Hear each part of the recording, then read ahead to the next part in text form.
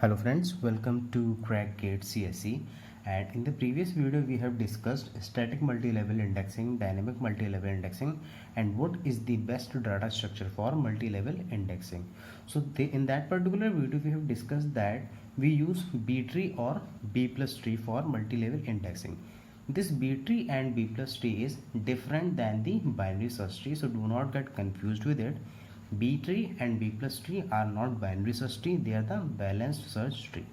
In this particular video, we'll be understanding what is search tree, what is binary search tree, and how they are different from the balanced search tree, right? So why we are using balanced search tree, we will be having all this discussion in this particular video.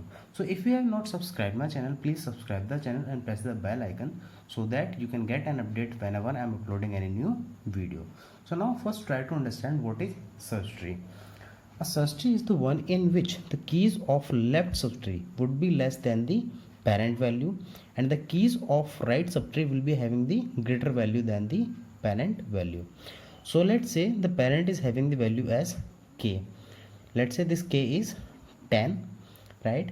So whatever the values we are having in the left subtree, these all values are supposed to be less than 10, and whatever the values we are having the right subtree, these right subtree values are supposed to be greater than 10. So this is a search tree so that we can exactly find out where we have to go whenever we are finding or searching any particular value.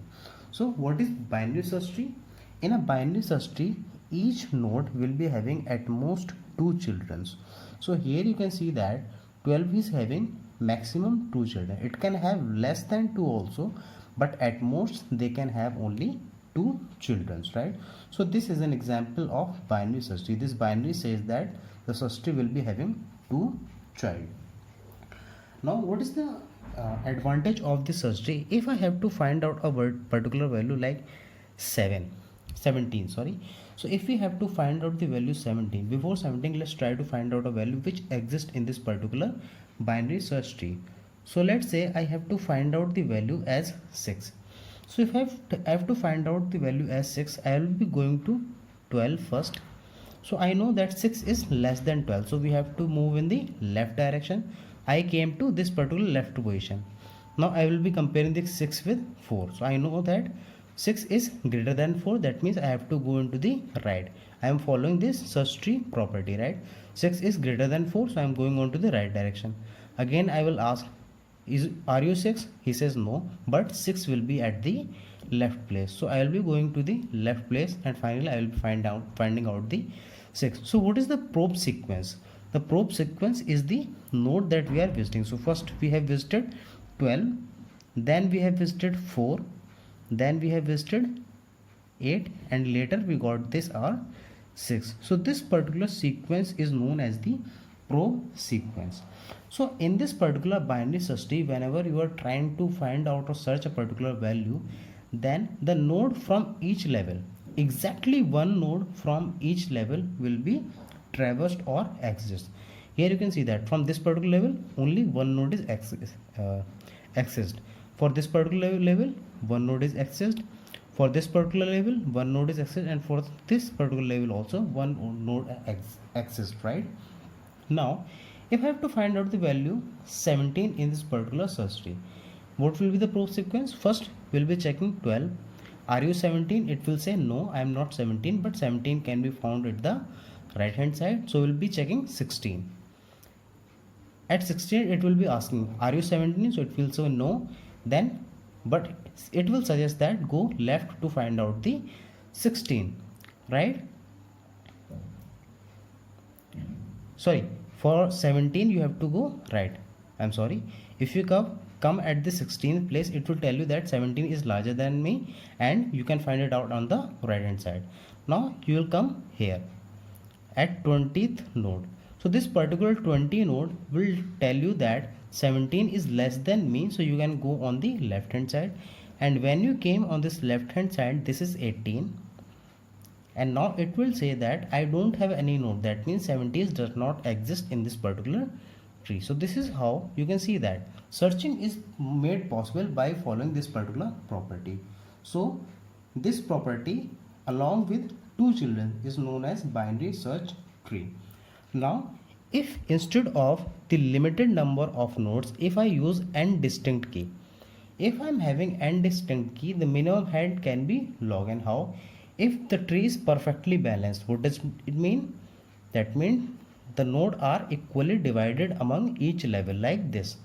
If this is the case, that means it is perfectly balanced. Then if I am having n node, the height will be log n.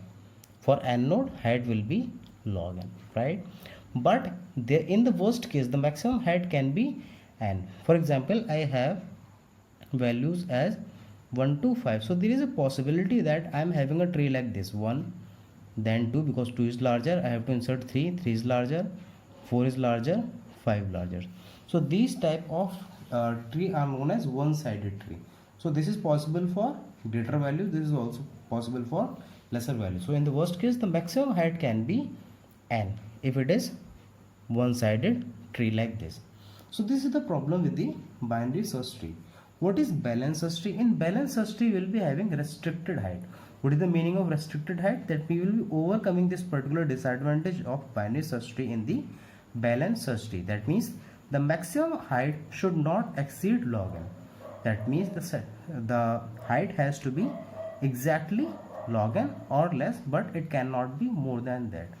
If the height is not more than log n, then the worst case search time will also be log n, because we have to access each node in the worst case, right? Then log n will be the worst case search cost. So what are the different balanced search trees available? AVL tree, red black tree, B tree and B plus tree.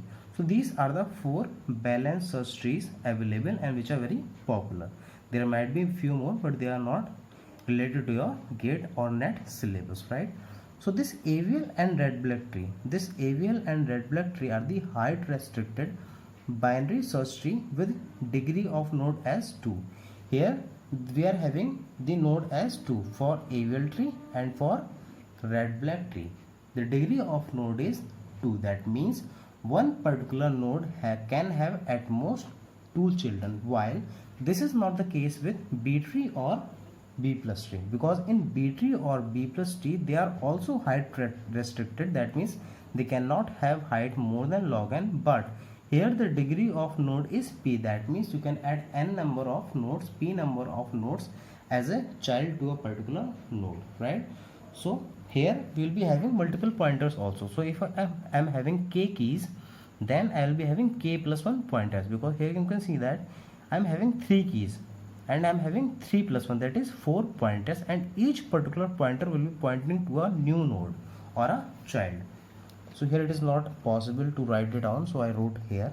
So here you can see that here I am having 3 keys with 4 pointers, right? And each pointer is representing a new node.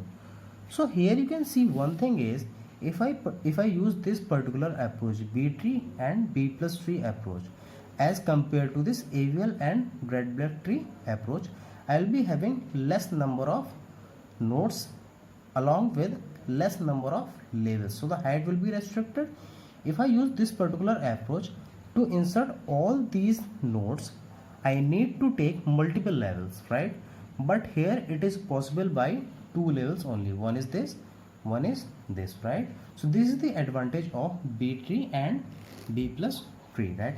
In the next video we'll be understanding that why we are considering B tree and B plus tree instead of AVL, red black or any other tree, right? So in the next video we'll be understanding that why B tree or B plus tree is preferred for database file indexing rather than balanced binary search tree. So I hope you got the idea that how we are doing indexing and what kind of data structure we are preferring and why we are preferring, and just we will be discussing a few more things about this particular thing in the next video. So thank you very much for watching. Keep supporting, keep learning. Have a great day.